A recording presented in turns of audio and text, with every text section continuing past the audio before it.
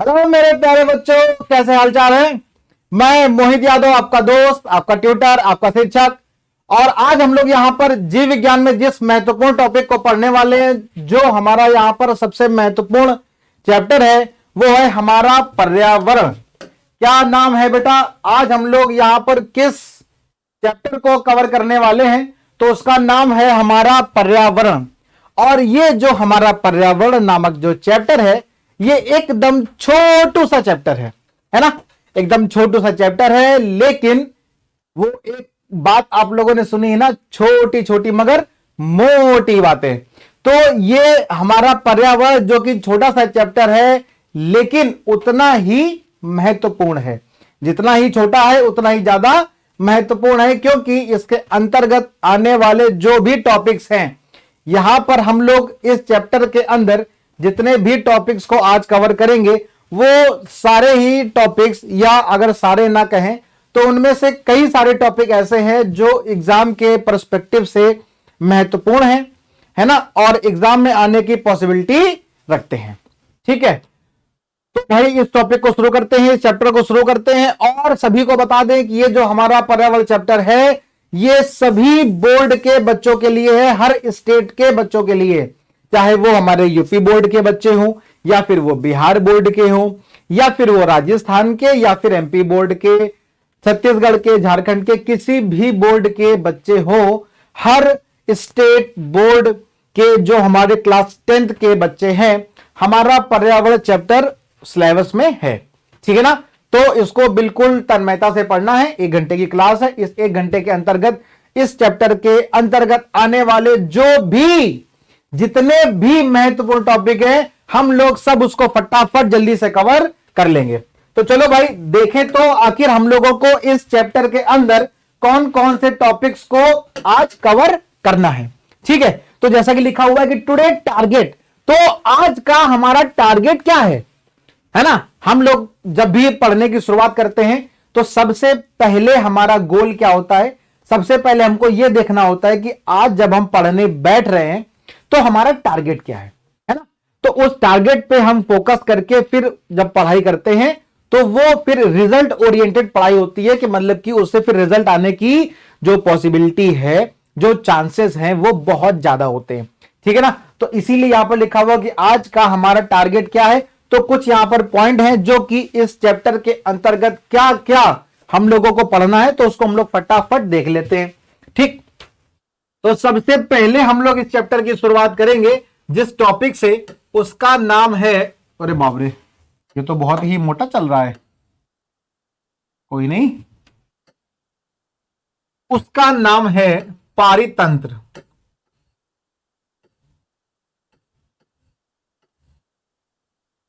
ठीक, जिसको हम लोग अंग्रेजी में कह सकते हैं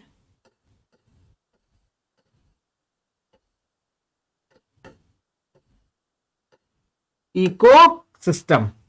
ठीक है, तो जो सबसे पहला टॉपिक है वो है पारितंत्र। हम लोग पारितंत्र के बारे में देखेंगे।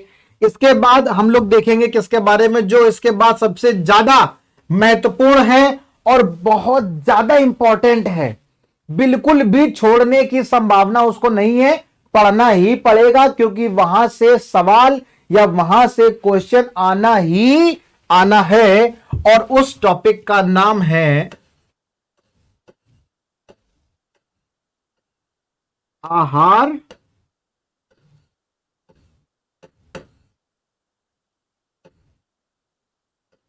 श्रृंखला। ठीक है, और इसी के अंतर्गत हम लोग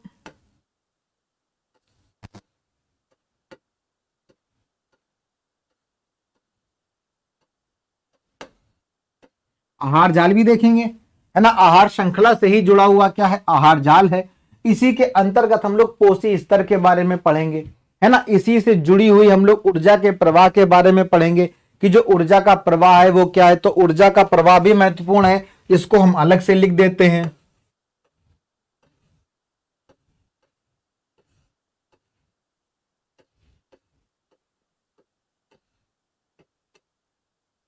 ऊर्जा का प्रवाह।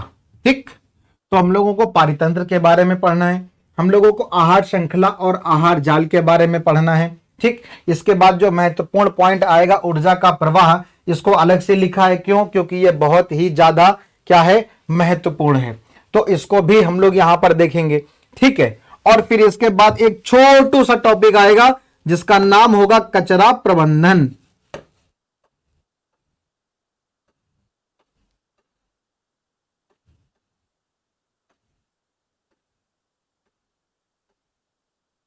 ठीक है, इसको भी देखेंगे।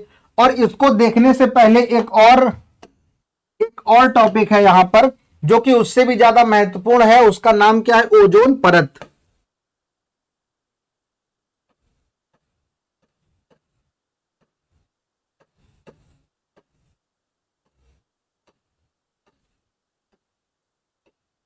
ठीक है, तो ओजोन परत उससे भी ज्यादा महत्वपूर्ण है। कचरा प्रबंधन तो बहुत छोटा सा टॉपिक है जिसको हम लोग यहां पर देख लेंगे। ठीक है, तो ओजोन परत जो कि क्या है, बहुत बहुत और बहुत ज्यादा महत्वपूर्ण है ना।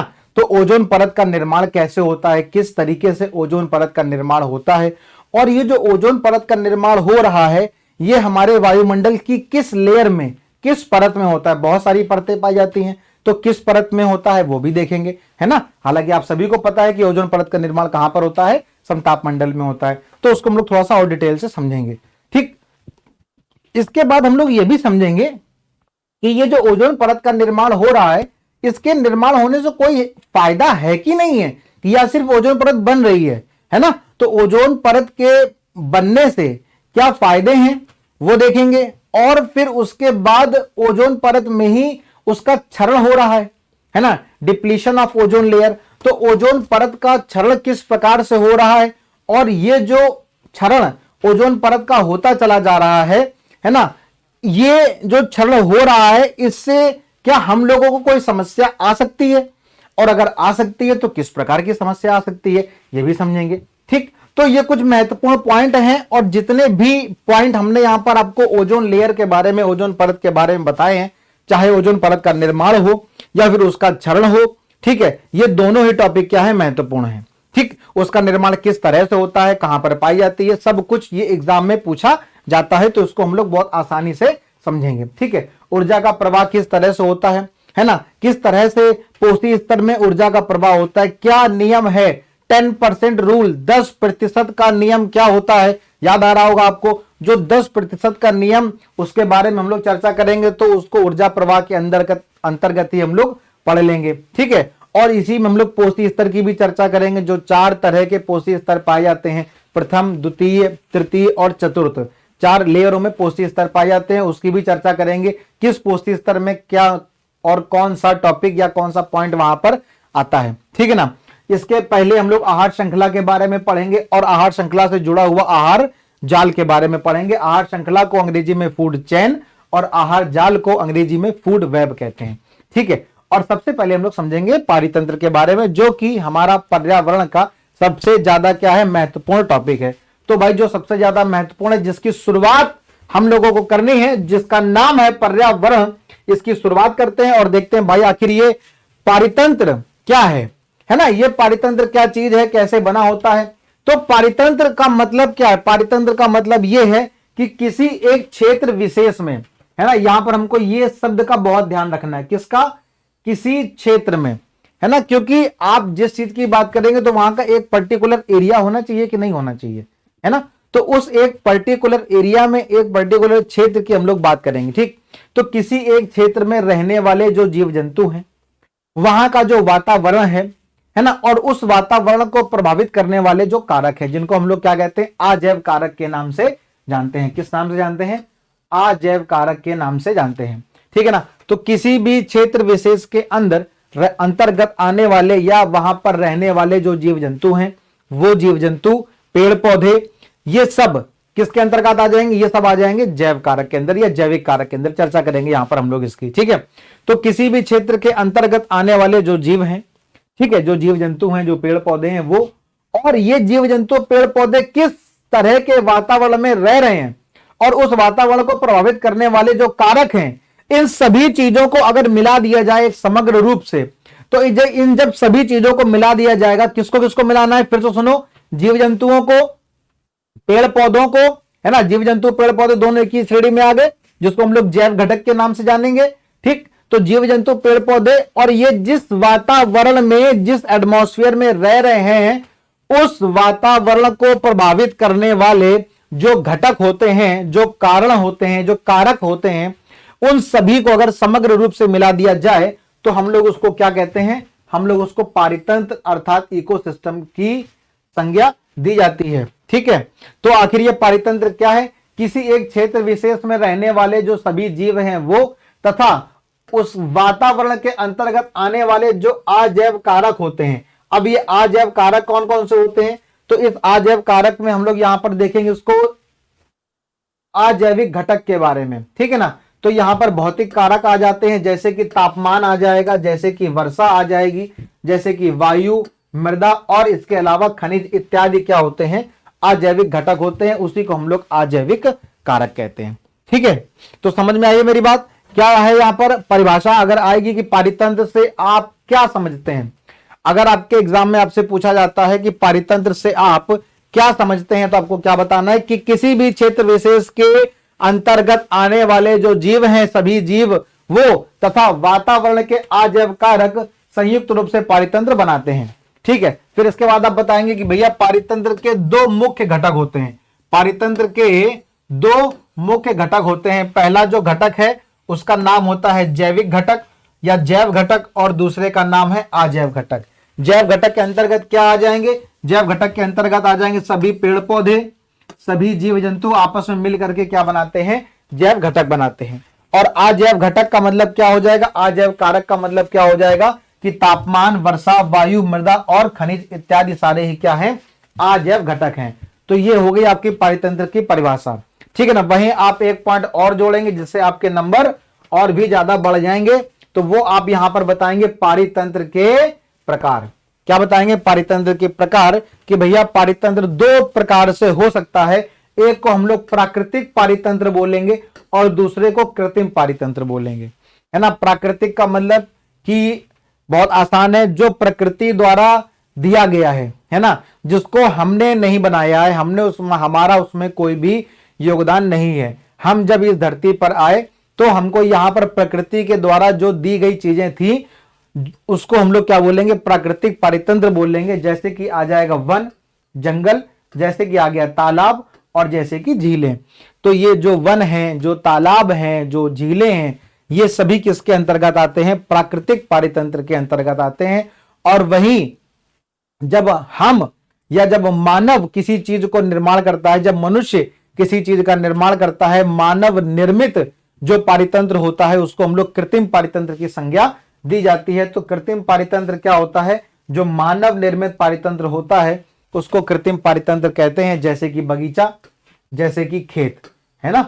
अब यही जो खेत है, ये खेत किसने बनाया? भाई वो तो जमीन पड़ी हुई थी, है ना। हम लोगों ने देखा कि भाई ये जो जमीन पड़ी हुई है इसको हम किस तरह से अपने इस्तेमाल में ले सकते हैं। तो अब उस पड़ी हुई जमीन को, जो कि उपजाऊ थी, है ना, उसको हम लोगों ने अपने इस्तेमाल में लिया। वहां पर हम लोगों ने किसी फसल को बो दिया, वहां पर कृषि कार्य करने लगे, वहां पर खेती करने लगे। तो जो खेती का हमने कार्य किया, जो कृषि का हमने कार्य किया, वो हमने वहां पर जाके किया, है ना। और उस जमीन को हम लोगों ने खेत में बदल दिया, या फिर हम लोगों ने वहां पर बढ़िया बढ़िया पेड़ पौधे लगा दिए, है ना। और वहां पे हमारा जो है टहलने का वो जगह बन गया, तो उसको हम लोगों ने क्या बोल दिया? बगीचा बोल दिया। ठीक, प्राकृतिक रूप से जो होगा उसको वन बोलेंगे, और जिसमें हमारा योगदान है, जो कृत्रिम पारितंत्र होगा, जो मानव निर्मित पारितंत्र होगा, वो क्या होगा? बगीचा हो जाएगा। क्यों? क्योंकि उसमें हम लोगों ने योगदान दिया है, हमने अपने अकॉर्डिंग उसको बनाया है, अपने हिसाब से हमने उस बगीचे को बनाया है। वो बगीचा हमारे घर के बाहर भी हो सकता है, वो कोई पार्क भी हो सकता है, ठीक है ना, जिसमें मानव निर्मित योगदान होता है।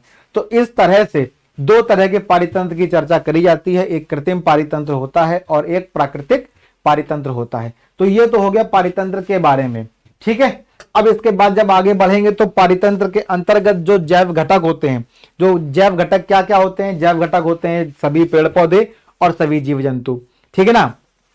तो अब इनको भी क्या किया गया है? आगे चल करके कुछ श्रेणियों में बांट दिया गया है।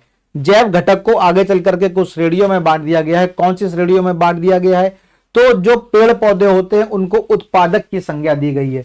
जो पेड़ पौधे हैं उनको किसकी संज्ञा दी गई है? उत्पादक की संज्ञा दी गई है। वहीं जो जीव जंतु हैं उनको उपभोक्ता की संज्ञा दी गई है ना। ध्यान से देखो, अभी हम लोगों ने क्या देखा, ध्यान से देखो यहां पर जैव घटक में, जैव घटक अभी हम लोगों ने पढ़ा पारितंत्र में, तो जैव घटक में हम लोगों ने कितनी चीजों की चर्चा करी, दो, एक पेड़ पौधों की चर्चा करी, दूसरी जीव जंतुओं की चर्चा करी। तो जो पेड़ पौधे हैं बेटा वो किसके अंतर्गत आ जाएंगे, वो आ जाएंगे उत्पादक की श्रेणी के अंतर्गत आएंगे, और जो जीव जंतु हैं वो उपभोक्ता की श्रेणी के अंतर्गत आएंगे, ठीक है ना।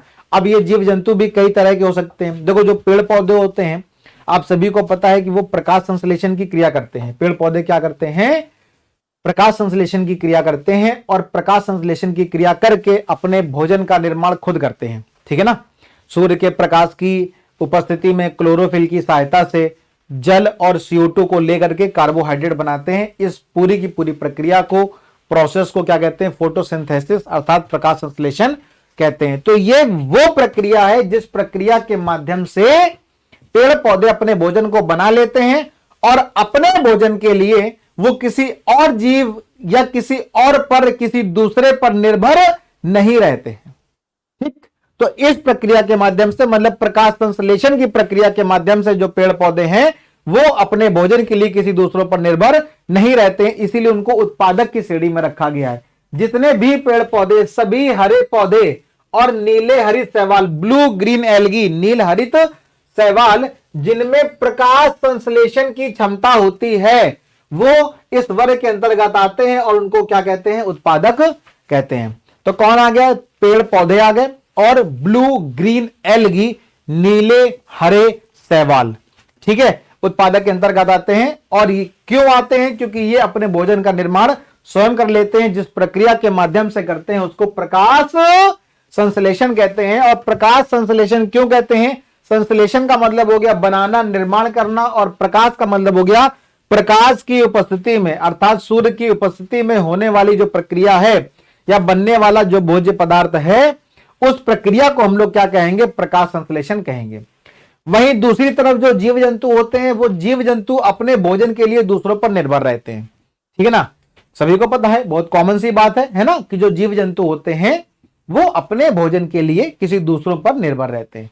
अब ये जीव जंतु कई तरह से निर्भर होते हैं। कैसे, कुछ जीव जंतु ऐसे होते हैं जो अपने भोजन के लिए सिर्फ और सिर्फ इन हरे पेड़ पौधों पर निर्भर होते हैं, ठीक है ना, जिनको हम लोग शाकाहारी जंतु कहते हैं। तो कुछ उपभोक्ता शाकाहारी होते हैं, कुछ ऐसे जीव जंतु होते हैं जो पेड़ पौधों से अपने भोजन को प्राप्त नहीं करते हैं, वो ऐसे जीव जंतुओं को मार के खाते हैं जो पेड़ पौधों पर निर्भर थे। मतलब कि कुछ जीव जंतु ऐसे हैं जो शाकाहारी जंतुओं को मार के खाते हैं, उनको क्या बोलेंगे, उनको मांसाहारी बोलेंगे, ठीक। और कुछ ऐसे हैं जो अपना भोजन पेड़ पौधों से भी खा लेते हैं और शाकाहारी जंतुओं को मार के भी खा लेते हैं। मतलब कि अपना काम बनता है ना, भाड़ में जाए कौन, हमें नहीं पता है ना, तो अपना काम बना लेंगे, है ना। मेरा काम बनना चाहिए, हमको भोजन मिलना चाहिए, चाहे कहीं से मिले, चाहे हम किसी जीव जंतुओं को मार के खाएं या फिर हम वो पेड़ पौधों से। तो इस तरह के जो जीव जंतु होते हैं उनको सर्वाहारी की श्रेणी में रखा जाता है, ठीक है ना। तो ये सारे ही जब आप मिला दोगे, चाहे वो शाकाहारी जीव जंतु हो या फिर वो मांसाहारी जीव जंतु हो या फिर वो सर्वाहारी जीव जंतु हो, जब इन तीनों को मिला दिया जाएगा तो इन तीनों को ही हम लोग सिर्फ एक ही श्रेणी का नाम दे देंगे, उसका नाम होगा उपभोक्ता। फिर उपभोक्ता को हम लोग आगे चल करके डिवाइड कर देंगे, प्राथमिक उपभोक्ता, द्वितीयक उपभोक्ता और तृतीयक उपभोक्ता, वो हम लोग आगे चल करके देखेंगे, ठीक है ना। तो कुल मिलाकर के यहां पर दो नाम दिए गए थे, एक उत्पादक दिया गया है और एक उपभोक्ता दिया गया है, जो कि जैव घटक के अंतर्गत दोनों ही आते हैं। तो जो उत्पादक है इसमें हरे पेड़ पौधे आ जाएंगे और नीले हरे शैवाल आ जाएंगे, ठीक है। इसके अलावा जो दूसरा है उपभोक्ता, इसके अंतर्गत कौन आएंगे, तो वे जीव जो उत्पादक द्वारा उत्पादित भोजन पर या तो प्रत्यक्ष रूप से या फिर परोक्ष रूप से, मतलब अप्रत्यक्ष रूप से निर्भर होते हैं, उनको क्या कहते हैं, उपभोक्ता कहते हैं। और ये जो उपभोक्ता है ये शाकाहारी भी हो सकते हैं, ये मांसाहारी भी हो सकते हैं, ये सर्वाहारी भी हो सकते हैं, और एक और श्रेणी है परजीवी, है ना, ये भी हो सकते हैं, ठीक है ना। अब देखो एक यहां पर नया शब्द आ जाएगा, अपमार्जक क्या होते हैं। क्या शब्द आ जाएगा, अपमार्जक, मतलब डिकंपोजर क्या होते हैं। तो एक महत्वपूर्ण पॉइंट है, इसीलिए इसको यहां पर पहले रख दिया है।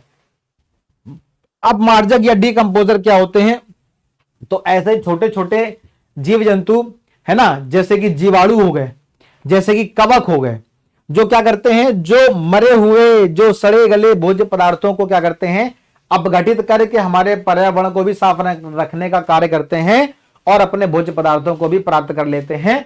ऐसे छोटे छोटे जो जीव जंतु होते हैं उनको क्या कहते हैं, अपमार्जक कहते हैं। ठीक है ना, जिसके अंतर्गत क्या आता है, जिसके अंतर्गत या तो जीवाणु आते हैं या फिर कवक आते हैं।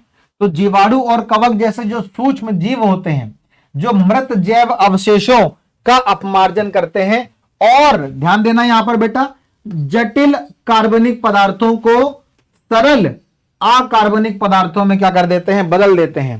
ठीक है ना, पौधों द्वारा इनका पुनः उपयोग कर लिया जाता है और इन्हें क्या कहते हैं, इन्हें अपमार्जक कहा जाता है। ठीक है ना, तो जटिल कार्बनिक पदार्थों को सरल अकार्बनिक पदार्थों में तोड़ देते हैं। और ये कौन से होते हैं का जटिल कार्बनिक पदार्थ, मृत जैव अवशेष, मतलब कि सड़े गले मृत जो पदार्थ होते हैं उनको अपघटित करके हमारे वातावरण को भी साफ करने का कार्य करते हैं, है ना, और अपने भोजन को भी वहां से ये प्राप्त कर लेते हैं। तो इस प्रकार से ये हमारे पर्यावरण में भी योगदान देते हैं, है ना, हमारे पर्यावरण में भी ये योगदान देते हैं। और ये कौन होते हैं, तो जैसे कि जीवाणु हो गए, जैसे कि कवक हो गए। ठीक है ना, इनको किसकी श्रेणी में रखते हैं, तो इनको अपमार्जक की श्रेणी में रखा जाता है। तो यहां पर तीन टर्म हो गए, उत्पादक क्या होते हैं, उपभोक्ता क्या होते हैं और अपमार्जक क्या होते हैं। तीनों ही क्या है, महत्वपूर्ण है, इन तीनों को ही हम लोग ध्यान रखेंगे। ठीक है ना, आगे बढ़ते हैं तो फिर देखते हैं आहार श्रृंखला के बारे में। हमने आपको बताया था कि ये क्या है, महत्वपूर्ण टॉपिक है आहार श्रृंखला, जिसको अंग्रेजी में हम लोग फूड चेन कहते हैं।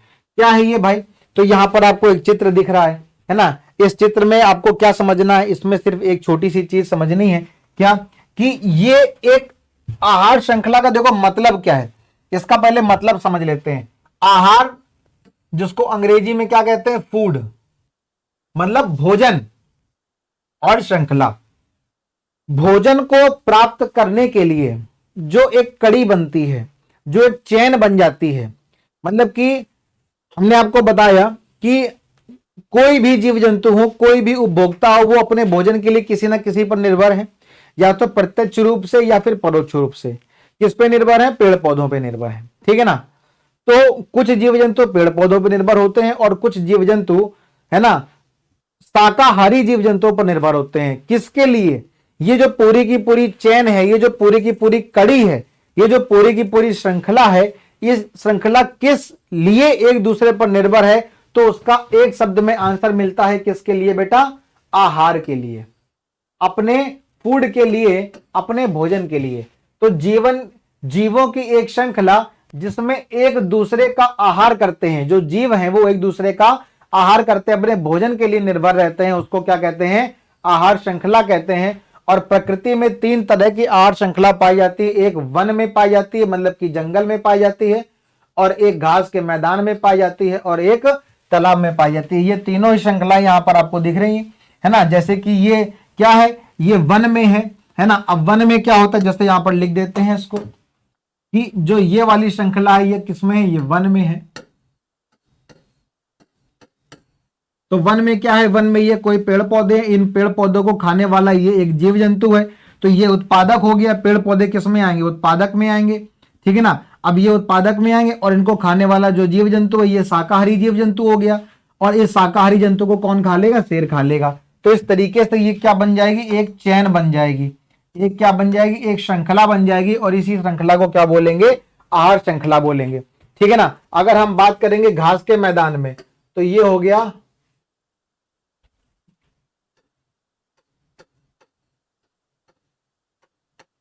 घास में। ठीक है ना, घास में हम लोग क्या देखते हैं, छोटी छोटी सी घास है, और इस छोटी सी घास पर कौन बैठा है, ये टिड्डा बैठा है ना। आप लोगों ने देखा है कि जब आप लोग टहलने कहीं जाते हो बगीचे में, तो वहां पर छोटी छोटी घास होती है, और इस छोटी छोटी घास पे कौन बैठे हैं, छोटे छोटे कीड़े मकोड़े बैठे होते हैं। जैसे कि ये मान लिया हमने कोई टिड्डा बैठा है, ठीक है ना, तो ये टिड्डा इस घास से अपने भोजन को प्राप्त कर रहा है। ठीक, और इस टिड्डे को कौन खा जाएगा, ये मेढक। इस टिड्डे को कौन खा जाएगा, ये मेढक खा जाएगा। मेढक को कौन खा जाएगा, सांप खा जाएगा, और सांप को ये बाज। ठीक है ना। तो हर कोई एक दूसरे को खाने के लिए बैठा है, हर कोई एक दूसरे से क्या देख रहा है, अपना आहार देख रहा है। और घास को एक टिड्डा खाएगा, घास को एक टिड्डा खाएगा, और इस टिड्डे को मेढक मेढक को सांप और सांप को ये बाज। तो इस तरीके से ये पूरी की पूरी एक क्या बन गई, इस तरीके से पूरी की पूरी एक श्रृंखला बन जाएगी और इस श्रृंखला को ही हम क्या बोलेंगे, आहार श्रृंखला बोलेंगे। क्यों? क्योंकि ये सभी एक दूसरे को किस लिए खा रहे हैं, ये सभी एक दूसरे को मार के किस लिए खा रहे हैं, क्योंकि ये कहीं ना कहीं एक दूसरे से अपने भोजन के लिए एक दूसरे पर निर्भर हैं। तो अपने भोजन के लिए ये एक दूसरे पर निर्भर रहते हैं और इसीलिए एक ये चैन बन जाती है, एक कड़ी बन जाती है, जिसको हम लोग आहार श्रृंखला कहते हैं। प्रकृति में 3 तरह की आहार श्रृंखला पाई जाती है, एक वन में, घास के मैदान में और तालाब में। ठीक है, अब देखो, अब ये जो श्रृंखला बन रही है, इस श्रृंखला को हम लोग क्या करते हैं, इस श्रृंखला को हम लोग एक जो है श्रेणी में बांट देते हैं। क्या करते हैं, इस श्रृंखला को एक श्रेणी में बांट देते हैं। और जब इस श्रृंखला को हम लोग एक श्रेणी में बांट देंगे तो कितनी तरह की श्रेणियां बन जाएंगी, यहां पर लिख के दिखा देंगे। कितनी तरह की श्रेणियां बन जाएंगी, 4 तरह की श्रेणियां बन जाएंगी। कितनी श्रेणियां बन जाएंगी, 4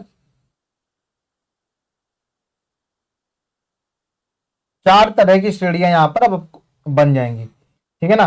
तो ये एक पिरामिड के आकार की संरचना है। कैसी संरचना है बेटा, ये एक पिरामिड के आकार की संरचना है। ठीक है, जिसको हम लोगों ने क्या कह दिया, पोषी स्तर का नाम दे दिया। क्या नाम दे दिया, पोषी स्तर का नाम दे दिया। पोषी स्तर क्या है, आहार श्रृंखला का प्रत्येक चरण, आहार श्रृंखला का प्रत्येक चरण अथवा कड़ी एक पोषी स्तर कहलाता है। कितने पोषी स्तर है, यहां पर तुमको दिख रहे हैं 4। कितने पोषी स्तर है, देखो, ये हो गया पहला पोषी स्तर, ये हो गया दूसरा, ये पहला पोषी स्तर, ये हो गया दूसरा पोषी स्तर, ये तीसरा पोषी स्तर और ये चौथा पोषी स्तर। तो ये एक पिरामिड के आकार की संरचना है। इस पिरामिड की संरचना में कितने तुमको पोषी स्तर मिल गए, 4 पोषी स्तर मिल जाएंगे। ठीक है ना, 4 लेवल यहां पर मिल जाएंगे। ठीक है, तो यहां पर सबको लिख लो। ये क्या हो गया, ये हो गया प्रथम पोषी स्तर, प्रथम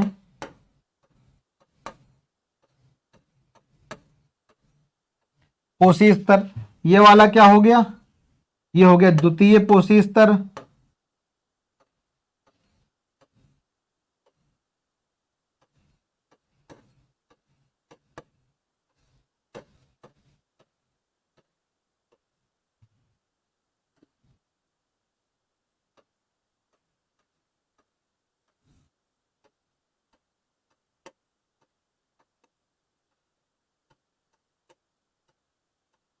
तृतीय पोषी स्तर और फिर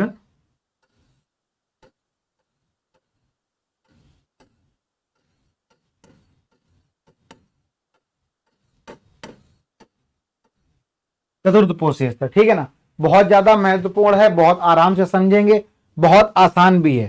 ठीक है ना, आसान भी है और बहुत महत्वपूर्ण भी है। ठीक, पोषी स्तर क्या है, पोषी स्तर हो गया एक लेवल, है ना, कि जैसे हम लोगों ने देखा अभी कि हर कोई का मतलब कि हर एक जीव जंतु अपने भोजन के लिए कहीं ना कहीं दूसरे पर निर्भर है। हर एक जीव जंतु अपने भोजन के लिए किसी न किसी एक दूसरे पर निर्भर है। ठीक है ना, तो ये जो एक दूसरे पर निर्भर है, इसी की एक चेन बन जाती है, एक कड़ी बन जाती है, जिसको हम आहार श्रृंखला कहते हैं। इसी आहार श्रृंखला को जब हम एक पिरामिड में एक स्तर में बांट लेते हैं तो उसको पोषी स्तर कहते हैं। तो एक पिरामिड में कितने पोषी स्तर बन सकते हैं, 4। प्रथम पोषी स्तर, द्वितीय पोषी स्तर, तृतीय पोषी स्तर और चतुर्थ पोषी स्तर। 4 तरह के पोषी स्तर बन सकते हैं। प्रथम पोषी स्तर में क्या होता है, उत्पादक होते हैं, और उत्पादक के अंतर्गत कौन आते हैं, पेड़ पौधे। तो प्रथम पोषी स्तर के अंतर्गत कौन आ जाएंगे, पेड़ पौधे।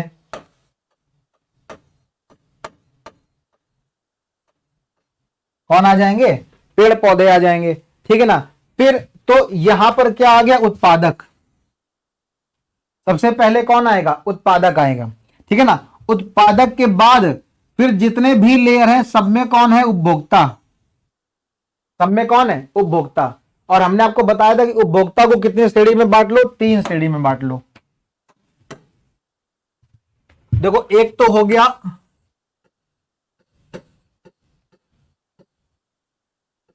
उत्पादक, और उत्पादक के अंतर्गत कौन आ जाएंगे,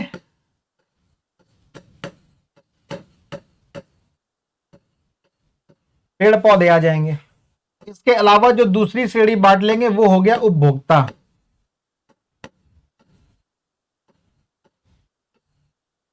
ठीक, दो चीजें देखी थी।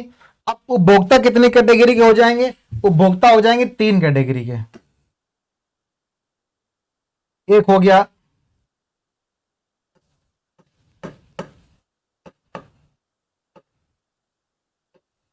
प्राथमिक उपभोक्ता,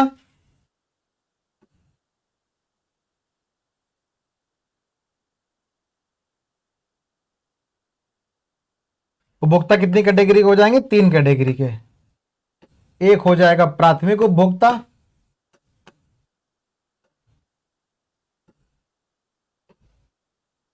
फिर द्वितीयक उपभोक्ता,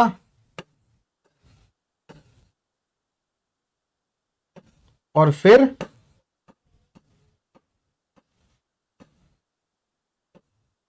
तृतीयक उपभोक्ता। ठीक है,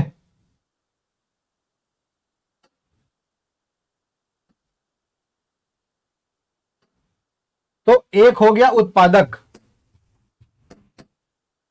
एक हो गया उत्पादक, उत्पादक के अंतर्गत आ जाएंगे पेड़ पौधे, और दूसरा हो गया उपभोक्ता।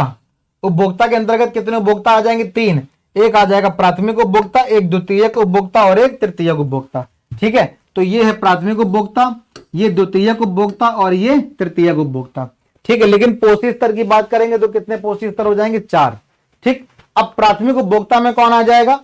प्राथमिक उपभोक्ता में कौन आ जाएगा? तो प्राथमिक उपभोक्ता में आ जाएंगे, प्राथमिक उपभोक्ता द्वितीयक पोषी स्तर है। ठीक है, और इसके अंतर्गत कौन आएगा? शाकाहारी जीव जंतु।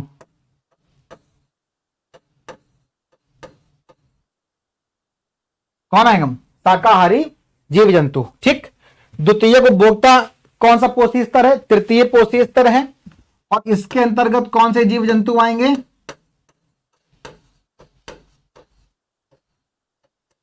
इसके अंतर्गत आ जाएंगे मांसाहारी जीव जंतु। तृतीयक उपभोक्ता चतुर्थ पोषी स्तर है, और चतुर्थ पोषी स्तर के अंतर्गत जो जीव जंतु आएंगे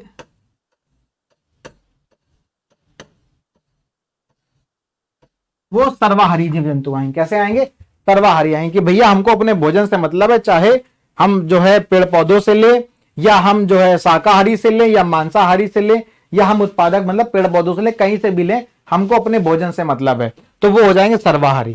ठीक है, तो जो सर्वाहारी जीव जंतु है वो चतुर्थ पोषी स्तर में आ जाएंगे, और चतुर्थ पोषी स्तर किस उपभोक्ता की श्रेणी के अंतर्गत आएगा? तो तृतीयक उपभोक्ता के अंतर्गत आएगा। तो बस हमको यहां पर यह ध्यान रखना है कि पोषी स्तर कितने हैं? 4, प्रथम, द्वितीय, तृतीय और चतुर्थ। लेकिन उपभोक्ता कितने हैं? 3, प्राथमिक, द्वितीयक और तृतीयक। और सबसे पहले श्रेणी पे, सबसे पहले पायदान पे कौन आते हैं? उत्पादक। और उत्पादक के अंतर्गत कौन आते हैं? पेड़ पौधे। क्योंकि पेड़ पौधे कैसे होते हैं? पेड़ पौधे और नीले हरे शैवाल ये अपने भोजन को स्वयं बना लेते हैं, अपने भोजन के लिए किसी दूसरे जीव जंतुओं पर निर्भर नहीं रहते हैं। ठीक है,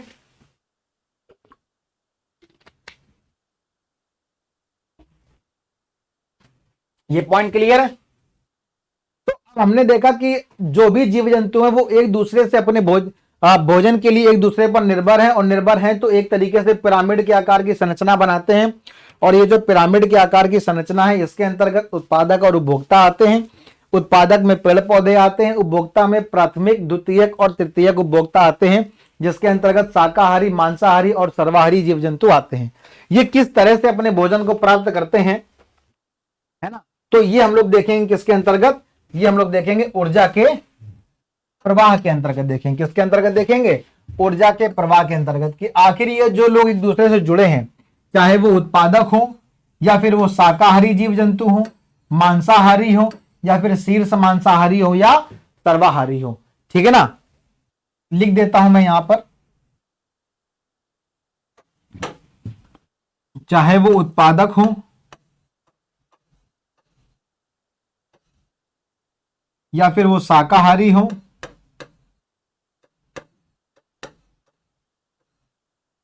या फिर मांसाहारी हो, या फिर शीर्ष मांसाहारी।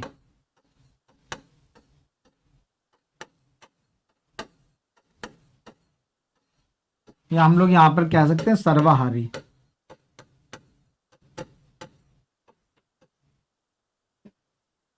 तो ये सभी एक दूसरे से जुड़े हैं।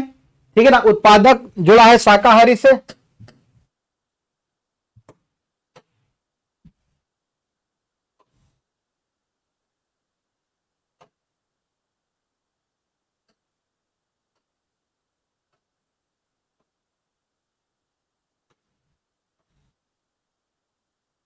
उत्पादक अपने उत्पादक के अंतर्गत कौन आएगा? उत्पादक के अंतर्गत आएंगे पेड़ पौधे, और पेड़ पौधे अपना भोजन कहां से प्राप्त करेंगे? सूर्य के प्रकाश से। सूर्य के प्रकाश की सहायता से जो उत्पादक है वो अपने भोजन का निर्माण करेगा, ठीक है। और उत्पादक से भोजन कौन प्राप्त करेगा? शाकाहारी जीव जंतु।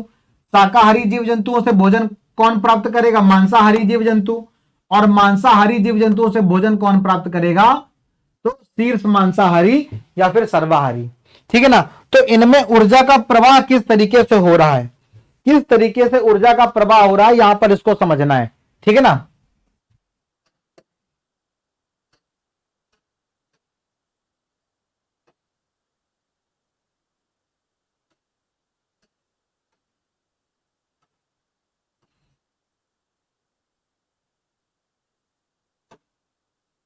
उत्पादक शाकाहारी, मांसाहारी, और ये शीर्ष मांसाहारी, ठीक। उत्पादक अपना भोजन सूर्य के प्रकाश की सहायता से प्राप्त करेंगे, तो यहां पर लिख देते हैं सूर्य का प्रकाश।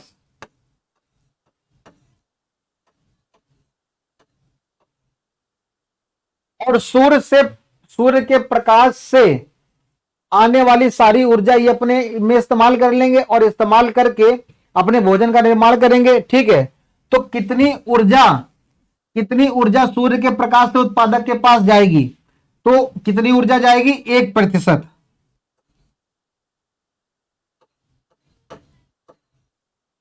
कितनी ऊर्जा जाएगी? 1% का क्या होगा? प्रवाह होगा आगे। तो अगर मान लो सूर्य के प्रकाश से 10,000 जूल की ऊर्जा आ रही है, कितनी ऊर्जा आ रही है ध्यान से समझेंगे, कितनी ऊर्जा? 10,000 जूल ऊर्जा है। 10,000 जूल ऊर्जा किसके पास है? सूर्य के प्रकाश के पास है। तो सूर्य के प्रकाश के पास कितनी ऊर्जा थी? मेरे पास कितनी ऊर्जा है? 10,000 जूल, और हमने सामने वाले को दे दी, तो कितनी देंगे? 1%, है ना। तो सूर्य के प्रकाश के पास जो भी ऊर्जा होगी वो आगे मतलब उत्पादक में कितनी जाएगी? 1% जाएगी। तो 10,000 का 1% कितना हो गया? तो जरा यहां पर निकाल लो, थोड़ी सी मैथ भी लगा लो भाई, कि ये लिखा है 10,000, यहां लिख देते हैं, ये लिखा है 10,000, और 10,000 का जब हम 1% निकालेंगे मतलब कि 1/100, तो 1 जीरो से ये और 1 जीरो से ये कैंसिल हो गया, तो कितना बचा यहां पर? तो यहां पर बचा कितना?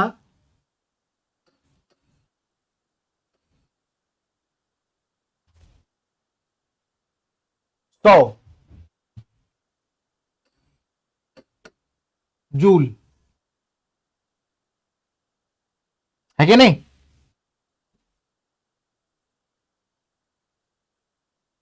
ठीक है भाई, 1,000 का क्या निकाल लिया तुमने? 1% निकाल लिया। अगर यहां पे कितनी है? 10,000 है, तो अगर हम 10,000 लेंगे तो फिर ये कम पड़ जाए, क्योंकि आगे तो हमको 10% भेजनी है ना। तो हम थोड़ी सी ज्यादा ले लेते हैं, हम यहां पर थोड़ी सी और ज्यादा ऊर्जा ले लेते हैं, क्योंकि हमको आगे भी भेजनी है ना। तो हम थोड़ी सी और ज्यादा ले लेते हैं। कितनी ज्यादा ले लेते हैं? कितनी ज्यादा ले लेते हैं? तो हम यहां पर 1 जीरो और बढ़ा लेते हैं, यहां पर 1 जीरो और बढ़ा लेते हैं। तो 10,000 की जगह 1,00,000 ले लो, 1,00,000 ले लो, क्या दिक्कत है? ठीक। सूर्य के प्रकाश के पास माना हमने कितनी ऊर्जा है? 1,00,000। इकाई, दाई, सैकड़ा, हजार, 10,000, लाख, ठीक है। तो आगे आसानी से हम ट्रांसफर कर पाएंगे। 1,00,000 हो गया ना, मतलब 1, 2 जीरो इधर और 3 जीरो इधर, ठीक है ना। इकाई, दाई, सैकड़ा, हजार, 10,000, लाख, कितनी हो गई? 1,00,000 हो गई। और सूर्य के प्रकाश से उत्पादक में कितनी ऊर्जा जाएगी? 1%। तो 1% का मतलब क्या हो गया? 1/100। तो 1 जीरो से ये जीरो कट गया, 1 जीरो से ये जीरो कट गया, कितना बचा यहां पर? 1,000। तो लिख लो 1,000 जूल। तो ये 1,000 जूल ऊर्जा किसके पास जाएगी? उत्पादक के पास जाएगी। उत्पादक के पास कितनी पहुंच गई? 1000 जूल। ठीक है, सूर्य के प्रकाश से किसके पास? उत्पादक के पास। अब उत्पादक से शाकाहारी में कितनी जाएगी, जल्दी बताओ। बिल्कुल, यहां पर हमेशा आप याद रखेंगे कि सूर्य के प्रकाश से जब उत्पादक में ऊर्जा जाएगी तो 1% जाएगी। कितनी? 1%। कंफ्यूज नहीं होना है। सूर्य के प्रकाश से, बार बार बोल रहे हैं इसीलिए इस बात को हम, कि सूर्य के प्रकाश से उत्पादक में जब ऊर्जा का प्रवाह होगा तो जितनी सूर्य के प्रकाश के पास ऊर्जा है उसका 1% ऊर्जा क्या होगा? आगे ट्रांसफर होगी, स्थानांतरित होगी। ठीक है, इसके बाद उत्पादक से शाकाहारी, शाकाहारी से मांसाहारी, मांसाहारी से शीर्ष मांसाहारी। इस पूरी की पूरी श्रेणी में, इस पूरी की पूरी श्रेणी में उत्पादक से लेकर के और उपभोक्ता तक, चाहे वो शाकाहारी हो, मांसाहारी हो या शीर्ष मांसाहारी हो, कितनी ऊर्जा ट्रांसफर होगी? 10%। कितनी होगी? 10%। ठीक है ना। लेकिन सूर्य के प्रकाश से उत्पादक के पास कितनी ट्रांसफर होगी? 1%। ठीक है ना। तो यह है ऊर्जा का प्रवाह, और इसी को हम लोग बोलते हैं 10% रूल ऑफ लॉ। इसी को हम लोग क्या बोलते हैं? 10% का नियम।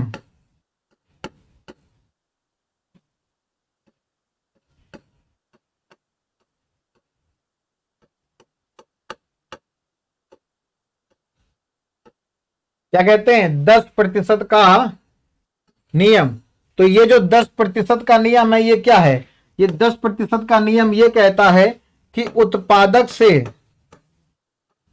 सूर्य के प्रकाश से नहीं, उत्पादक से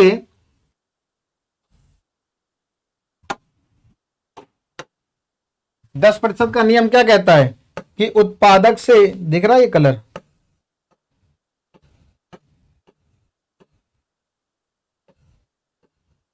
उपभोक्ता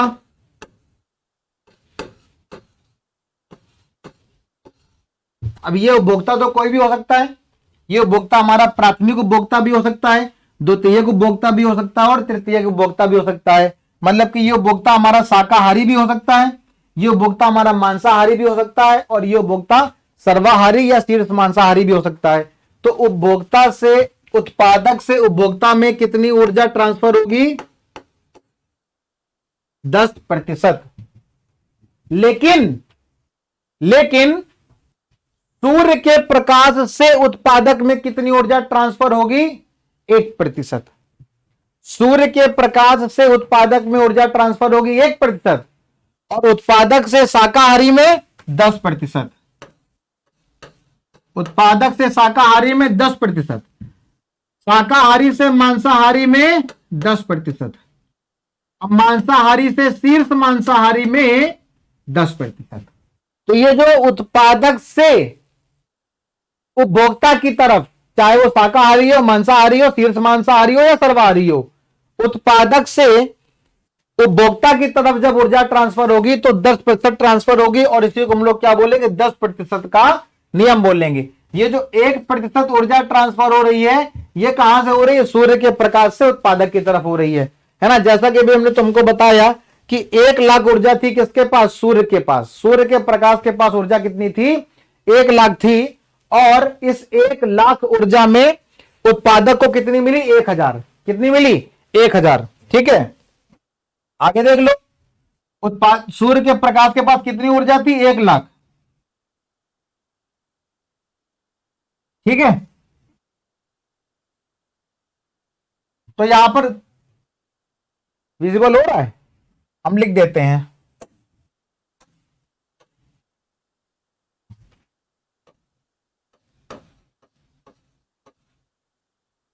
उत्पादक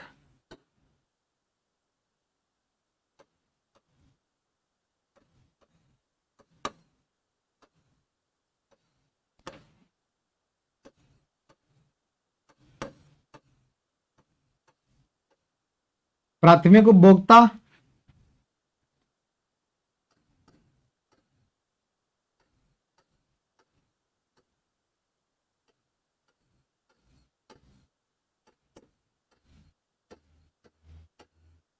द्वितीयक उपभोक्ता और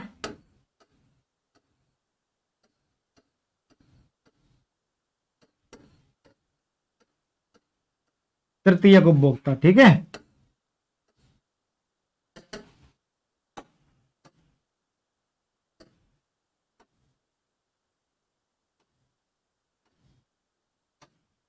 तो ये उत्पादक है,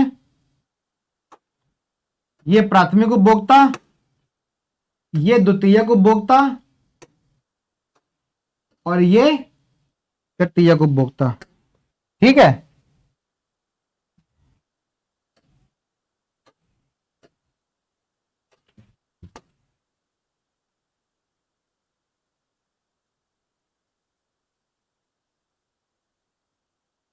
ठीक है ना।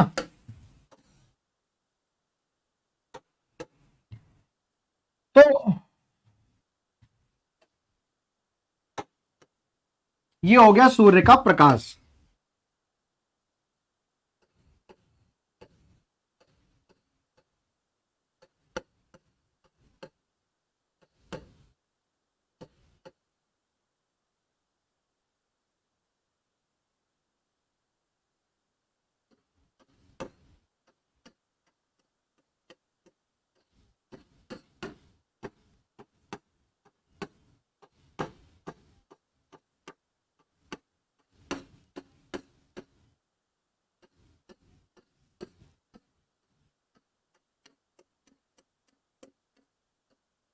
ठीक है, और सूर्य का प्रकाश कहां पड़ रहा है? उत्पादक में।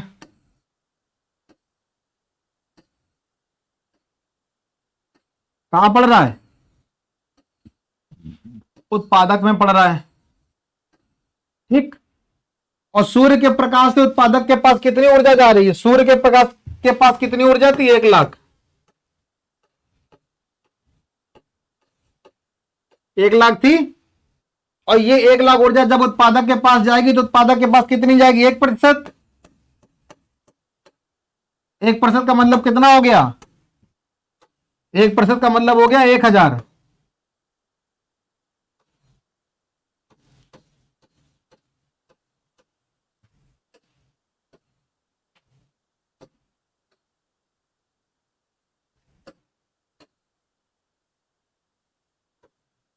कितना हो गया? 1,000 जूल। ठीक है, अब उत्पादक से कहां जाएगी? उपभोक्ता में कितनी? 10%। तो 1,000 का 10% करो, 1,000 का 10% कर दो। एक जीरो से ये जीरो गया, और ये जीरो से ये जीरो गया, तो उत्पादक से उपभोक्ता में कितनी जाएगी? 100। ठीक, अब उपभोक्ता से कहां जानी है? द्वितीय उपभोक्ता के पास। कितनी जाएगी? 10%। तो 100 का कर दो 10%, कितना बचा? 10। 10 कहां जाएगी? द्वितीय उपभोक्ता के पास। द्वितीय उपभोक्ता से तृतीय उपभोक्ता के पास जानी है, फिर कर दो 10%, कितना बचा? 1। कितना बचा? 1। क्यों? क्योंकि 10% यहां चली गई, 10% यहां चली गई, तृतीय उपभोक्ता के पास कितनी पहुंची? 1। इसका मतलब यह हुआ, शुरुआत में कितनी थी? सूर्य के प्रकाश के पास कितनी थी? 1,00,000। चलो सूर्य का प्रकाश छोड़ो, उत्पादक के पास कितनी थी? 1,000। उत्पादक के पास ऊर्जा थी 1,000 किलो जूल, लेकिन उत्पादक से जब प्राथमिक उपभोक्ता जो शाकाहारी जीव जंतु था उसके पास कितनी ऊर्जा पहुंची? 100 किलो जूल। कितनी पहुंची? 100 किलो जूल। और फिर द्वितीय उपभोक्ता के पास कितनी ऊर्जा पहुंची? 10 किलो जूल।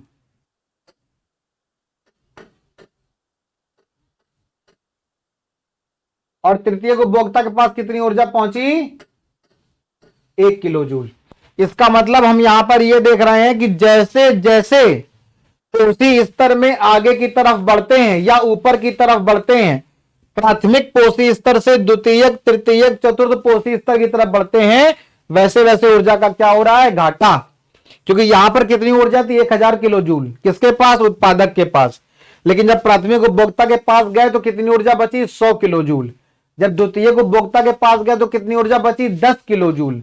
और जब तृतीय उपभोक्ता के पास गए तो कितनी ऊर्जा बची? 1 किलो जूल। तो जैसे जैसे हम पोषी स्तर में ऊपर की तरफ बढ़ते हैं, या उत्पादक से उपभोक्ता की तरफ जब जैसे जैसे हम आगे बढ़ते हैं, या आहार श्रृंखला में जैसे जैसे आगे बढ़ते हैं, वैसे वैसे ऊर्जा का क्या होता है? लॉस होता है, ऊर्जा की हानि होती है, ऊर्जा का ह्रास होता है। तो ये क्या है, ऊर्जा के प्रवाह का नियम। ठीक है, क्या कहता है ऊर्जा का प्रवाह, क्या कहता है ऊर्जा का प्रवाह? एक स्थलीय पारितंत्र में हरे पौधे की पत्तियों द्वारा प्राप्त होने वाली सौर ऊर्जा का कितना, 1% खाद्य ऊर्जा में परिवर्तित होता है, और प्रत्येक पोषी स्तर पर खाए हुए भोजन की मात्रा का कितना, 10% ही जैव मात्रा में बदल पाता है और अगले स्तर के उपभोक्ता को उपलब्ध हो पाता है। मतलब जब उत्पादक से उपभोक्ता की तरफ आगे बढ़ोगे, या जब प्रथम पोषी स्तर से द्वितीय पोषी स्तर पे जाओगे, तो कितना ही ऊर्जा का ट्रांसफर हो पाएगा, सिर्फ 10% का। आहार श्रृंखला में 3 या 4 चरण होते हैं, 4 पोषी स्तर होते हैं, 3 या 4 चरण होते हैं, और प्रत्येक स्तर पर अत्यधिक ऊर्जा का क्या होता है, ह्रास होता है, मतलब उसकी हानि होती है, जिससे चौथे पोषी स्तर के बाद उपयोगी ऊर्जा की मात्रा क्या हो जाती है, बहुत कम हो जाती है। ठीक है ना। उत्पादक स्तर पर, किस स्तर पर, उत्पादक स्तर पर ऊर्जा कितनी थी, 1000 किलो जूल। उत्पादक स्तर पर जीवों की संख्या सर्वाधिक होती है, और जो ऊर्जा का प्रवाह है वो एक दिशी या फिर एक ही दिशा में होता है। मतलब प्रथम पोषी स्तर से द्वितीय, द्वितीय पोषी स्तर से तृतीय, और तृतीय से चतुर्थ पोषी स्तर की तरफ ऊर्जा का प्रवाह हमेशा एक ही दिशा में होता है। और जैसे जैसे आप पोषी स्तर में जो है नीचे से ऊपर की तरफ आगे बढ़ते चले जाओगे, ऊर्जा का क्या होता चला जाएगा, ऊर्जा का ह्रास होता चला जाएगा। और कितनी ऊर्जा ट्रांसफर होती है, कितनी ऊर्जा का स्थानांतरण होता है पोषी स्तर में, 10% की ऊर्जा का ह्रास होता है, या 10% की ऊर्जा आगे बढ़ती है। इसी को हम लोग 10% का नियम कहते हैं। लेकिन अगर एग्जाम में यह पूछा जाएगा कि सूर्य के प्रकाश से उत्पादक में कितनी ऊर्जा पहुंचती है, तो आप बताएंगे 1%। ठीक है। अब देखते हैं आहार जाल के बारे में। तो जब बहुत सारी आहार श्रृंखलाओं को आपस में आप मिला दोगे तो क्या बन जाता है, एक जाल बन जाता है, जिसको हम लोग आहार जाल कहते हैं। ठीक है ना। एक सीधी आहार श्रृंखला के बजाय जीवों के मध्य आहार संबंध शाखान्वित हो जाएंगे। जब बहुत सारी आहार श्रृंखलाएं आपस में मिल जाएंगी तो उसी शाखान्वित श्रृंखलाओं का एक जाल बन जाता है, जिसको हम लोग आहार जाल कहते हैं। तो बस एक छोटी सी परिभाषा है आहार जाल की, जिसको हमें याद रखना है। ठीक है। अब हम बढ़ते हैं जैव आवर्धन में। जैव आवर्धन एक छोटा सा टॉपिक है, महत्वपूर्ण है, और इसको याद करना जरूरी है, एग्जाम में आता जरूर है। जैव आवर्धन होता क्या है भैया? तो विभिन्न फसलों को, जो फसलें होती हैं, विभिन्न फसलों को रोग और पीड़कों से बचाने के लिए हम लोग क्या करते हैं, जब भी कोई भी फसल होती है तो उस फसल का ज्यादा नुकसान ना हो और फसल हमारी अच्छी हो, तो उसके लिए वहां पर कीड़ों को मारने के लिए हम लोग पीड़क नाशक का इस्तेमाल करते हैं, रसायन का इस्तेमाल करते हैं। ठीक है ना। और फसल की उत्पादकता ज्यादा मात्रा में हो, इसके लिए हम लोग किसका इस्तेमाल करते हैं, फर्टिलाइजर का, उर्वरक का इस्तेमाल करते हैं, जो रसायन है। ठीक है ना। तो जब हम लोग पीड़क नाशक का इस्तेमाल करेंगे, रसायन का इस्तेमाल करेंगे, तो ये बह करके मिट्टी अथवा जल स्रोत में चले जाते हैं। मिट्टी से ये कहां चले जाते हैं, पौधों में चले जाते हैं, और जलाशयों से कहां चले जाते हैं, जलीय पौधों और जंतुओं में, और फिर आहार श्रृंखला के माध्यम से उसी हमारे खाद्यान्न में, चाहे वो गेहूं हो या चावल, फल हो या सब्जियां, उनसे हमारे शरीर में ये केमिकल, ये रसायन चले जाते हैं। और इसी को क्या कहते हैं, इसी को जैव आवर्धन कहते हैं। ठीक है ना। पोषी स्तर में जब ऊपर की ओर जाते हैं तो जैव आवर्धन की मात्रा हमेशा क्या होती है, बढ़ती है। ठीक है ना। जैसे जैसे हम उत्पादक से प्राथमिक उपभोक्ता, द्वितीयक उपभोक्ता और तृतीयक उपभोक्ता की तरफ आगे बढ़ते हैं, वैसे वैसे जैव आवर्धन की मात्रा क्या होती है, बढ़ती जाती है। जैव आवर्धन है क्या? तो जैव आवर्धन एक तरह का रसायन है। क्या है? रसायन है, केमिकल है। वो केमिकल जो हम लोग अपनी फसलों को जो है बढ़ाने के लिए, फसलों की उत्पादकता की जो मात्रा है वो ज्यादा हो, उसके लिए इस्तेमाल किया जाता है। और वो फिर केमिकल कहां चला जाता है, हमारे खाद्यान्नों में चला जाता है। गेहूं, चावल, फल, सब्जी, चाहे फिर वो पानी के माध्यम से हो या फिर वो पौधों के माध्यम से हो, घूम फिर के वो कहां आ जाता है, हमारे शरीर में आ जाता है। और जब ये रसायन, जब ये केमिकल हमारे शरीर में संचित हो जाते हैं, तो हम इसी को क्या कहते हैं, जैव आवर्धन कहते हैं। पोषी स्तर में जैसे जैसे आप आगे की तरफ बढ़ेंगे, वैसे वैसे बेटा जैव आवर्धन की मात्रा बढ़ती जाती है। और मनुष्य में, हमारे शरीर में सबसे ज्यादा जैव आवर्धन की मात्रा क्यों होती है? क्योंकि जो मनुष्य है वो आहार श्रृंखला में सबसे शीर्ष पर होता है, क्योंकि जो मनुष्य है वो सर्वाहारी होता है। मनुष्य क्या है? सर्वाहारी है ना। हम लोग पेड़ पौधों से भी अपने भोजन को प्राप्त करते हैं और मांसाहारी या शाकाहारी जीव जंतुओं को भी जो है क्या करते हैं? पकाकर खाते हैं।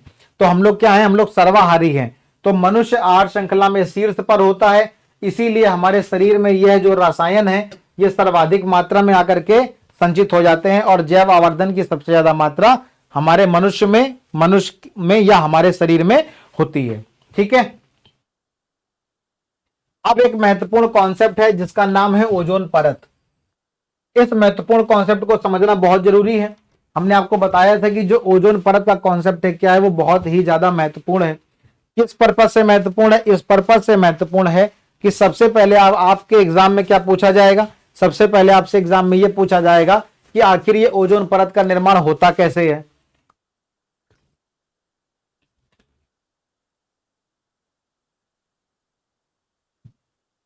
सबसे पहले क्या पूछा जाएगा कि ओजोन परत का निर्माण किस तरह से होता है। फिर उसके बाद पूछा जाएगा कि अच्छा ओजोन परत का निर्माण तो हो गया, ठीक है, क्या ये ओजोन परत हमारे लिए कुछ लाभदायक है? कि ओजोन परत का जहां पर जो निर्माण हो रहा है क्या ये हमारे लिए यूजफुल है? तो बिल्कुल है।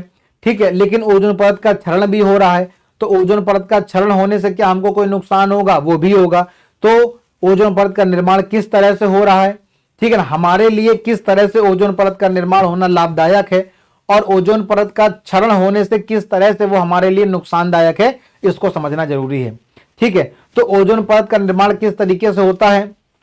तो ओजोन परत का निर्माण होता है ऑक्सीजन के मॉलिक्यूल्स के मिलने से, ऑक्सीजन के अणुओं के मिलने से। ठीक है ना। सभी को पता है कि जो सूर्य है, सूर्य से बहुत सारी तरह की किरणें आती हैं, है ना। Alpha rays, beta rays, gamma rays और पराबैंगनी किरणें, है ना। तो इतनी सारी जो किरणें आती हैं, अल्फा, बीटा, गामा, ये सारी की सारी किरणें क्या हैं? चाहे अल्फा रेज हो या बीटा रेज हो या गामा, ये हमारे शरीर के लिए बहुत ही ज्यादा हानिकारक होती हैं, है ना। चाहे वो एक्स रेज हो, तो ये सारी की सारी जो किरणें हैं, जो सूर्य से आने वाली किरणें हैं, अगर ये किरणें सीधे सीधे मनुष्य के ऊपर अगर गिर जाएंगी या सीधे धरती पर अगर ये किरणें आ जाएंगी तो इससे क्या होगा? इससे बहुत ज्यादा नुकसान होगा, क्योंकि ये किरणें जैसे ही, कौन सी किरणें? अल्फा, बीटा, गामा, है ना, ये जो किरणें हैं, ठीक है, एक्स रेज, ये जो किरणें हैं, ये जैसे ही मनुष्य के शरीर में पड़ेंगी तो इतनी ज्यादा ये हार्ड होती है कि उसको जला देंगी, है ना। तो इस वजह से, या फिर त्वचा कैंसर कर देंगी, स्किन कैंसर हो जाएगा। तो इस वजह से इन सूर्य की किरणों को क्या किया जाता है? ऊपर ही वायुमंडल में रोक लिया जाता है। तो alpha, beta, gamma, X rays जैसी हानिकारक किरणों को रोकने का काम कौन करता है? या पराबैंगनी किरणें भी बहुत सारी ऐसी होती हैं जो हानिकारक होती हैं, है ना। पराबैंगनी किरणें भी हानिकारक किरणें होती हैं, लेकिन कुछ किरणें ऐसी होती हैं जो हानिकारक नहीं होती, जिसको हम लोग क्या कहते हैं? विबग्योर, है ना। वो किरणें ही सिर्फ धरती पर आती हैं। तो हानिकारक किरणें हमारी धरती पे ना आ पाए, इसके लिए हमारा जो वायुमंडल है, वो वायुमंडल क्या करता है? सूर्य से आने वाली हानिकारक, चाहे पराबैंगनी किरणें हो या फिर अल्फा, बीटा, गामा, एक्सरेज हो, इनको क्या करता है? वायुमंडल में ही रोक लेता है, धरती पर नहीं आने देता है। ठीक है, तो किस तरह से रोकता है? तो ओजोन परत का निर्माण होता है और ओजोन परत का निर्माण होने से जो हानिकारक पराबैंगनी किरणें हैं वो धरती पर नहीं पहुंच पाती हैं। तो ये मनुष्य के लिए अच्छी बात है ना। तो अच्छी बात क्या है? अच्छी बात यह है कि सूर्य से आने वाली हानिकारक पराबैंगनी किरणें धरती पर नहीं पहुंच पाती, इनको ओजोन की परत जो है वायुमंडल में रोक लेती है। ठीक, तो ये तो हो गया इसका फायदा। अब बात ये आगे कि ओजोन परत आखिर वायुमंडल में बनती कैसे है। तो जो सूर्य से आने वाली पराबैंगनी किरणें हैं वो ऑक्सीजन के मॉलिक्यूल पर जैसे ही पड़ती है, हमारे ऑक्सीजन, क्योंकि वायुमंडल में 21% ऑक्सीजन है जो बहुत ऊंचाई तक फैली हुई है ऑक्सीजन, ठीक है ना। तो जैसे ही पराबैंगनी किरणें ऑक्सीजन के अणुओं पर पड़ती हैं वो ऑक्सीजन के अणुओं को तोड़ देती हैं। जो ऑक्सीजन का अणु होता है तो कितने अणुओं से मिलकर बना होता है? 2। O2 होता है ना। जो ऑक्सीजन का अणु है वो क्या होता है? O2, है ना। तो इस ऑक्सीजन के अणुओं पर जैसे ही सूर्य से आने वाली जो पराबैंगनी किरणें हैं, सूर्य से आने वाली पराबैंगनी किरणें, अंग्रेजी में कहते हैं अल्ट्रा वायलेट रेज, जो यूवी रे हैं। तो ये जो सूर्य से आने वाली जो पराबैंगनी किरणें हैं, जो यूवी रेज हैं वो जैसे ही ऑक्सीजन के अणुओं पर पड़ती हैं तो ऑक्सीजन के अणुओं को तोड़ देती है किसमें, O+O में। ठीक, जैसे ही ऑक्सीजन के अणुओं पर ये पराबैंगनी विकिरण, कौन सा विकिरण,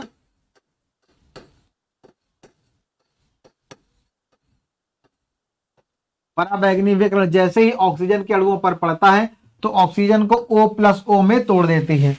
ठीक है, और इसके बाद जब ये ऑक्सीजन दो अणुओं में, दो अलग अलग अणुओं में टूट जाता है जिसको नवजात ऑक्सीजन कहते हैं, उसी नवजात ऑक्सीजन से जब कोई ऑक्सीजन का अणु आकर के यहां पर बाइंड कर जाता है तो ऑक्सीजन का एक अणु और ये नवजात ऑक्सीजन का एक अणु आपस में मिल करके O3 का निर्माण करते हैं।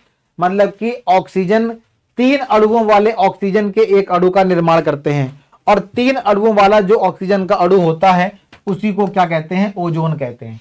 ठीक, तो ओजोन का निर्माण किस तरह से होता है, ओजोन का निर्माण इस तरह से होता है, किस तरह से होता है कि जो सूर्य से आने वाली परिभाषा में क्या लिखोगे, सूर्य से आने वाली जो पराबैंगनी किरणें हैं जब वो ऑक्सीजन के अणुओं पर पड़ती हैं तो उसको नवजात ऑक्सीजन में तोड़ देती हैं और ये जो नवजात ऑक्सीजन है ये ऑक्सीजन के अणु से क्रिया करके तीन अणुओं वाले ऑक्सीजन अणु का निर्माण करता है जिसको क्या कहते हैं, ओजोन कहते हैं। ठीक है ना, ऑक्सीजन के तीन अणु मिल करके ओजोन का क्या करते हैं, ओजोन के एक अणु का निर्माण करते हैं। वायुमंडल के उच्च स्तर पर ये जो पराबैंगनी किरणें हैं, ये जो यूवी रेज हैं, जो पराबैंगनी किरणें हैं, ये क्या करती हैं, ऑक्सीजन के अणुओं से ओजोन का निर्माण करती हैं। जो उच्च ऊर्जा वाली ये जो पराबैंगनी विकिरण है ये ऑक्सीजन के अणुओं को क्या करती है, विघटित करके स्वतंत्र ऑक्सीजन में मुक्त कर देती हैं। ठीक है ना, और ये ऑक्सीजन के जो स्वतंत्र अणु हैं ये क्या करते हैं, फिर ओजोन का निर्माण करते हैं। ठीक है ना, बहुत इंपॉर्टेंट क्वेश्चन है कि जो ओजोन की मोटाई है इसको किस में नापते हैं, इसको डॉप्सन यूनिट में नापा जाता है।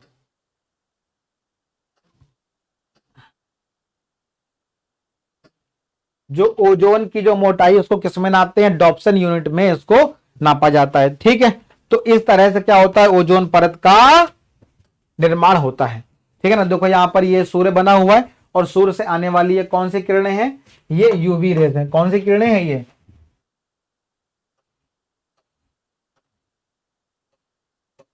यूवी रेज है, मतलब कि पराबैंगनी किरणें।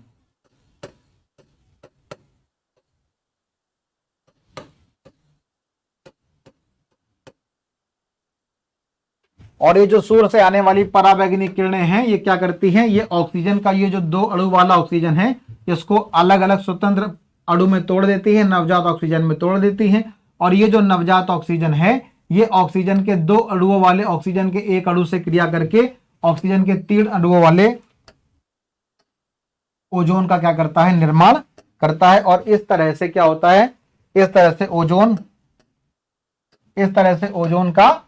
ओजोन परत का निर्माण होता है।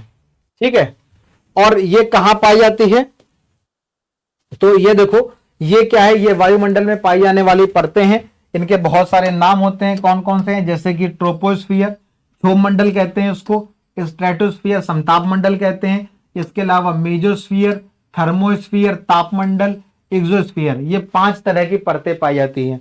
तो ये जो तुम स्ट्रेटोस्फियर देख रहे हो, स्ट्रेटोस्फियर, इसी को हिंदी में क्या कहते हैं, समताप मंडल कहते हैं। क्या कहते हैं, स्ट्रेटोस्फियर को क्या कहते हैं, समताप मंडल कहते हैं, समताप मंडल। तो इसी समताप मंडल में, इसी स्ट्रेटोस्फियर में क्या होता है, ओजोन परत का निर्माण होता है। ठीक है ना, जो स्ट्रेटोस्फियर जिसको समताप मंडल कहते हैं इसमें क्या होती है, ओजोन परत का निर्माण होता है।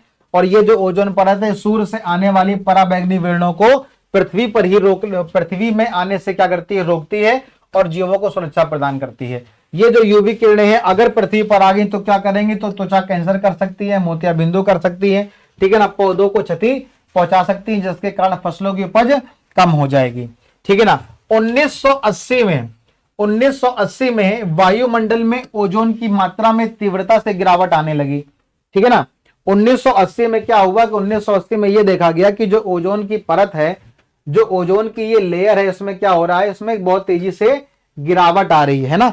और गिरावट आ रही है तो क्यों आ रही है, तो बाद में पता चला कि क्लोरोफ्लोरोकार्बन, क्या पता चला कि क्लोरोफ्लोरोकार्बन की वजह से, ये क्लोरोफ्लोरोकार्बन कुछ होता है जिसको शॉर्ट फॉर्म में सीएफसी भी कहते हैं।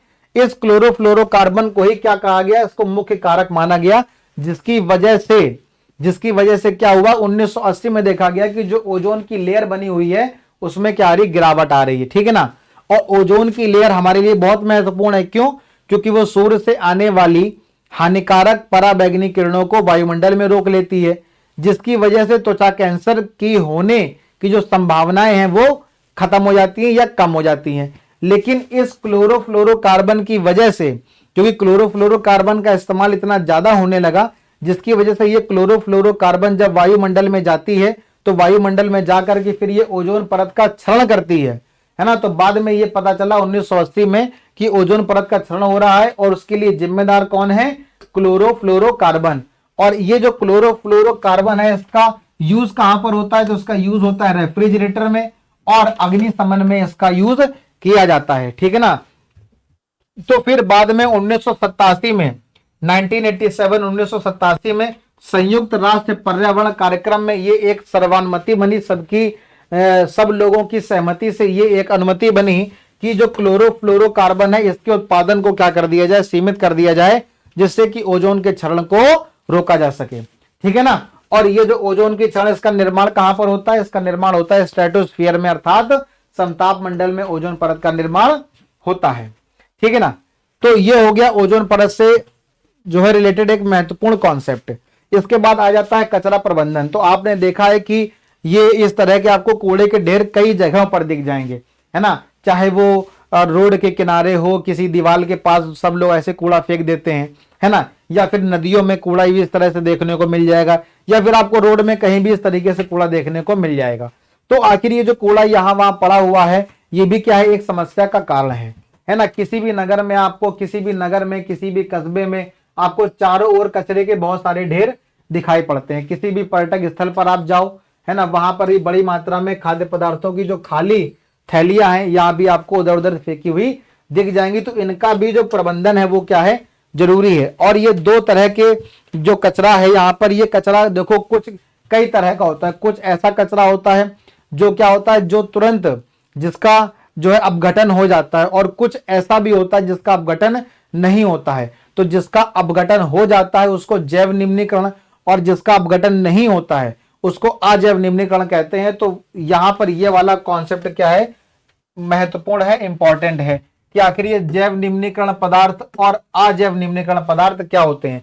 तो बहुत आसान सी परिभाषा है कि वे पदार्थ जिनका अपघटन जीवाणु या कवक या फिर किसी दूसरे मृतोपजीवी के द्वारा संभव हो, मतलब ऐसे पदार्थ जिनका अपघटन हो जाए उसको जैव निम्नीकरण पदार्थ कहते हैं। उदाहरण के तौर पे हम समझेंगे जैसे कि कागज है, कपड़े हैं, पौधे और जंतुओं के जो अपशिष्ट पदार्थ होते हैं इनका अपघटन आसानी से हो जाता है। वहीं ऐसे पदार्थ जो जैविक प्रक्रम द्वारा अपघटित नहीं होते हैं उसको क्या कहते हैं, उसको अजैव निम्नीकरण पदार्थ कहते हैं। उदाहरण के तौर पे जैसे कि प्लास्टिक है, जैसे कि पॉलीथीन है, जैसे कि डीडीटी है। डीडीटी का पूरा नाम याद करना जरूरी है ना। डीडीटी का पूरा नाम तुम लोग जल्दी से बताओ कमेंट करके क्या होता है। डीडीटी का पूरा नाम जल्दी से कमेंट करके बताओ क्या होता है, ठीक है। लेकिन ये क्या है, ये एक अजैव निम्नीकरण पदार्थ है। कैसा है, अजैव निम्नीकरण पदार्थ है। और अजैव निम्नीकरण पदार्थ क्या होते हैं, तो ऐसे पदार्थ जिनका अपघटन संभव नहीं होता है या जिनको अपघटन होने में बहुत दिक्कत होती है, बहुत समय लग जाता है, उसको हम लोग अजैव निम्नीकरण पदार्थ कहते हैं। ये पदार्थ अक्रिय होते हैं तथा जीवाणु और कवक जैसे सूक्ष्म जीवों के द्वारा अपमार्जक नहीं हो पाता है। हमने आपको बताया था कि जो जीवाणु और कवक होते हैं क्या होते हैं, अपमार्जक होते हैं, जो क्या करते हैं, जो सड़े गले मृत पदार्थों का अपघटन करते हैं, है ना। लेकिन जब ये जीवाणु, जब ये कवक कुछ पदार्थों का अपघटन नहीं कर पाते हैं तो उसको क्या कहते हैं, अजैव निम्नीकरण पदार्थ कहते हैं। और डीडीटी का पूरा नाम क्या होता है, डाइक्लोरो डाइफिनाइल ट्राइक्लोरोएथेन, ठीक है। चलो तो अब हम लोग देखते हैं रिवीजन की आज हम लोगों ने क्या क्या पढ़ा। तो आज हम लोगों ने समझा पारितंत्र के बारे में, पारितंत्र के बारे में समझा हम लोगों ने, ठीक है। और पारितंत्र के बाद हम पारितंत्र में ही हम लोगों ने बहुत सारी चीजों को समझा। हम लोगों ने उत्पादक को समझा, वहां पर उपभोक्ता को समझा, है ना, और वहां पर अपमार्जक को भी समझा क्या होते हैं। तो वो सारा ही किसमें कंक्लूड हो गया, पारितंत्र में हो गया। पारितंत्र के बाद एक जो महत्वपूर्ण टॉपिक जिससे क्वेश्चन आता है, जिसको हम लोग क्या कहते हैं, आहार श्रृंखला कहते हैं। इस आहार श्रृंखला के बारे में डिस्कस किया। इसी आहार श्रृंखला से रिलेटेड एक टॉपिक है जो बहुत ज्यादा महत्वपूर्ण है, जिसको पोषी स्तर कहते हैं। तो पोषी स्तर के बारे में चर्चा करी। वहीं पोषी स्तर से जुड़ा हुआ टॉपिक जिसमें हम लोगों ने ऊर्जा का प्रवाह, ऊर्जा के प्रवाह के बारे में देखा, जहां पर हम लोगों ने 10% के नियम की चर्चा करी कि आखिर ये 10% का नियम क्या होता है। वहीं हम लोगों ने आहार श्रृंखला के साथ साथ आहार जाल के बारे में चर्चा करी, है ना, कि जब आहार श्रृंखलाएं, बहुत सारी आहार श्रृंखलाएं आपस में मिल जाती हैं तो एक जाल का निर्माण करती हैं, जिसको आहार जाल कहते हैं, ठीक है।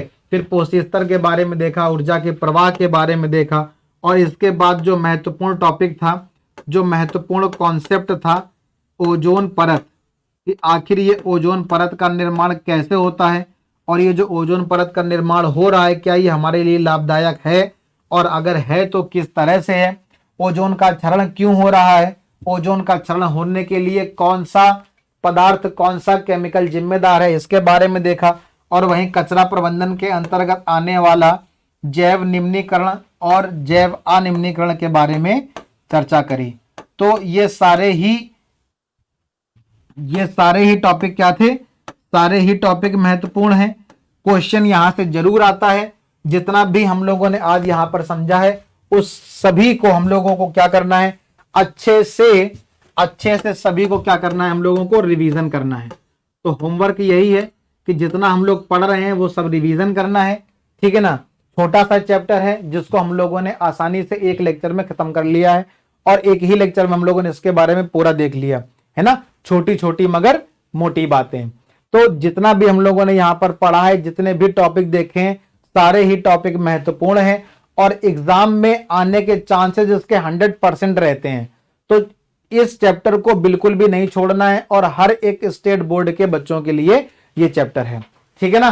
तो अब हम लोग मिलते हैं आगे आने वाले एक नए चैप्टर में, ठीक है। और वहां पर जो अगला चैप्टर है उसके बारे में हम लोग चर्चा करेंगे, प्राकृतिक संसाधनों का प्रबंधन, ठीक है ना, उसके बारे में चर्चा करेंगे।